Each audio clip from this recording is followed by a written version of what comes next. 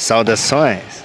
Tão grande foi o sucesso do piloto do programa Pontos de Vista, que no mesmo dia em que foi ao ar o vídeo sobre os céticos, recebi a ligação do Eduardo Vaz. E hoje em nosso programa, Eduardo Vaz vai falar o seu ponto de vista sobre o teísmo cristão.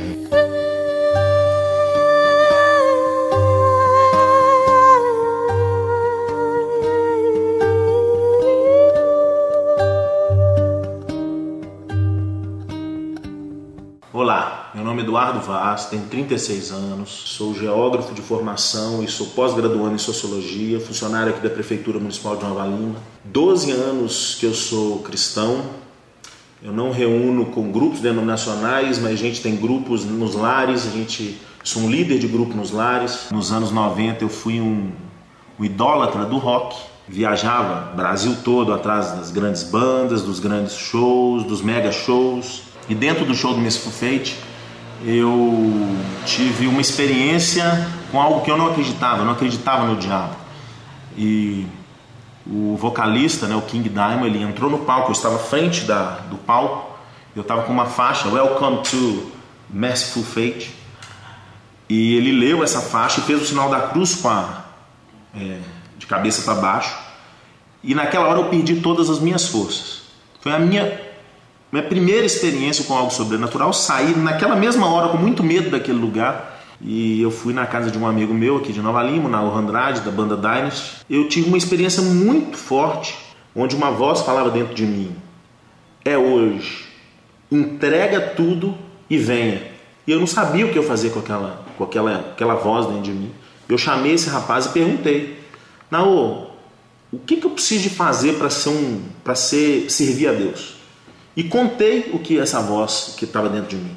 E ele me contou a história de Abraão. Eu entendia que eu precisava de pôr fim a tudo aquilo que era maior que Deus dentro de mim, E no caso ali eram os discos, eram os CDs, era a ideologia, era o querer aparecer por saber demais de rock.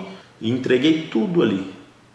Então desde então, em 27 de 1 de 1998, eu conheci a Cristo, eu passei a amar Jesus. Comecei a frequentar as reuniões da comunidade evangélica aqui em Nova Lima sobre o pastoreio do pastor Elcio Custódio, Paulo, Thomas e Judson. Fiquei ali longos 4 anos que foram para mim muito importantes, até que eu descobri pequenos grupos caseiros que não tinham vínculo com o templo, com estrutura denominacional. E agora já tem, se eu não me engano, 8 anos que eu caminho com esse grupo, em grupos nos lares. Teísmo cristão é basicamente uma religião que é um desenrolar na história do judaísmo, é a promessa da chegada do Messias, é uma religião que se sustenta basicamente no nascimento de Cristo, na morte e na espera escatológica da volta de Cristo. O cristianismo ele começa num propósito eterno que Deus tinha de ter uma família na terra. E quando ele cria Adão e Eva, ele queria que aqueles dois tivessem a sua imagem conforme a sua semelhança. E por eles optarem em desobedecer a Deus, em fazer a própria vontade, eles perderam essa imagem e semelhança. Diz o texto sagrado lá em Gênesis 1:26, que Adão começou a gerar filhos à sua própria imagem, já não mais à imagem de Deus. Com esse pecado, toda a raça humana não mais podia ter acesso a Deus.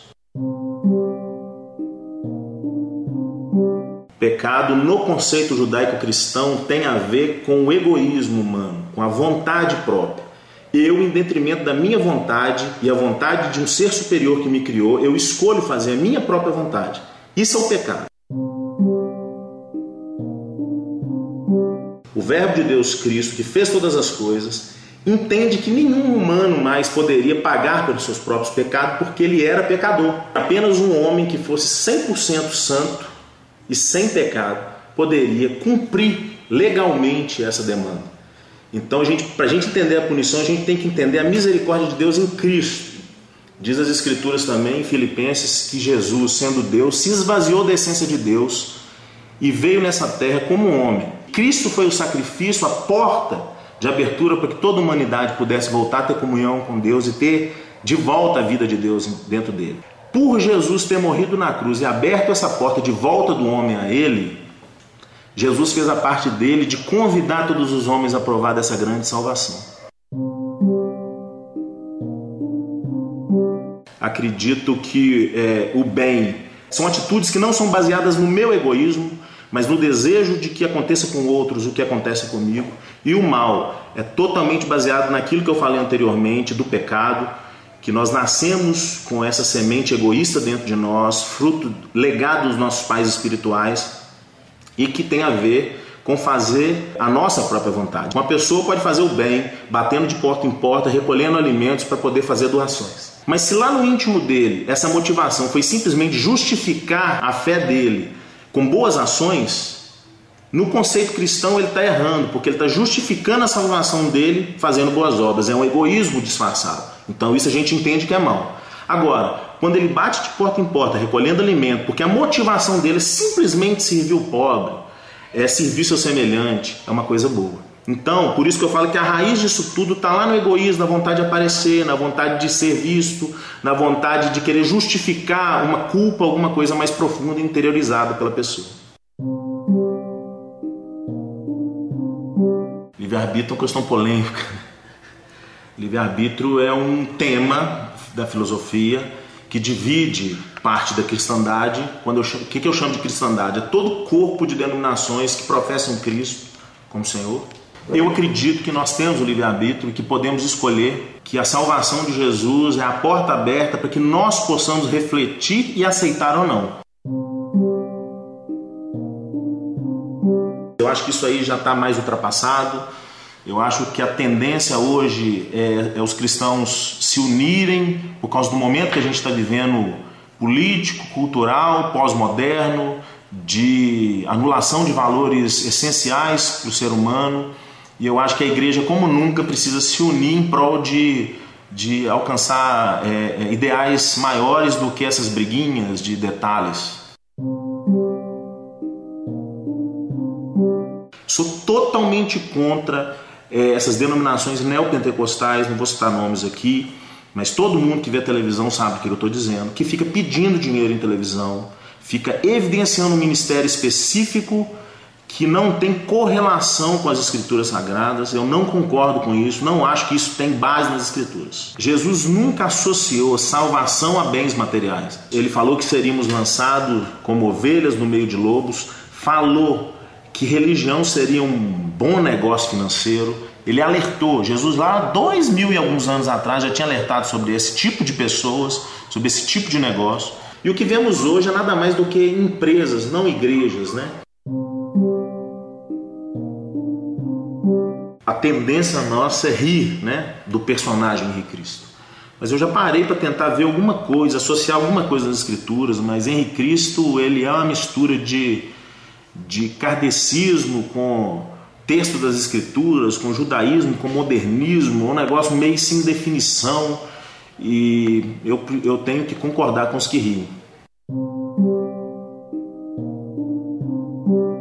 Mal entendido é achar que os protestantes não olham para Maria com devido rigor e reverência. Ela foi escolhida por Deus para trazer o Messias na terra. Então, o protestante consciente das escrituras, ele tem que, no mínimo, olhar para Maria como uma das mulheres de maior notoriedade nas escrituras. Agora, o passo aí para adorá-la, para venerá-la, para ter-a como a mediadora entre Deus e os homens, pesa no texto das escrituras, que vai falar que Jesus é o nosso único mediador. Nós temos acesso direto a Deus orando a Ele, e que Jesus é o nosso intercessor.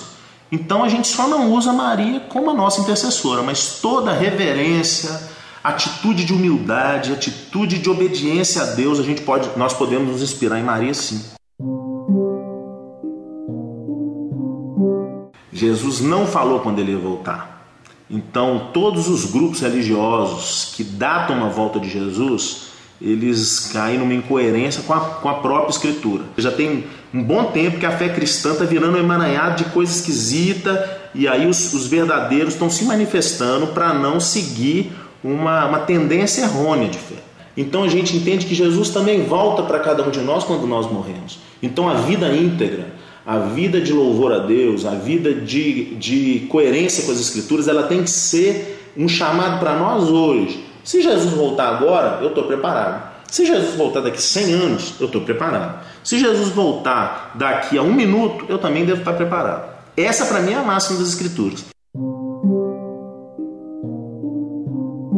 Se as pessoas quiserem encontrar Deus, elas devem olhar para dentro e ver essa mesma miséria que eu falei, que aconteceu com Adão lá atrás, essa vida de egoísmo, essa vida voltada para o eu, principalmente na modernidade, onde isso é incentivado o tempo inteiro via televisão, via meios de comunicação, é colocado o tempo inteiro que eu tenho que ser, que eu tenho que ter, que eu devo ser, que eu devo aparecer. Isso cansa a alma da gente. E Jesus fez um chamado para os cansados e oprimidos. Ele falou: vinde a mim. Se vocês não conhecem Cristo ainda, ele morreu há muito tempo atrás para dar oportunidade de volta de novo para casa, para o lugar de descanso da alma, onde ter ou não ter não vai fazer nenhuma diferença, onde ser ou não ser não vai fazer nenhuma diferença, porque agora nós podemos descansar o nosso coração na esperança de uma vida eterna que começa aqui, onde eu tenho paz comigo, com o meu semelhante e com Deus. É possível nascer de novo e provar o amor de Deus nele. Eu acho que isso aí define o beabá do cristianismo. E quem quiser conhecer um pouquinho do nosso trabalho, dos grupos caseiros, pode entrar em www.fazendodiscípulos.com.br e tem meu e-mail pessoal também, que é eduardovascouto@yahoo.com.br. Será um prazer trocar ideia com vocês. No primeiro programa nós falamos sobre o ateísmo. No de hoje, sobre o teísmo. Não perca na próxima reportagem pontos de vistas sobre Umbanda e Candomblé. Tudo é descoberto.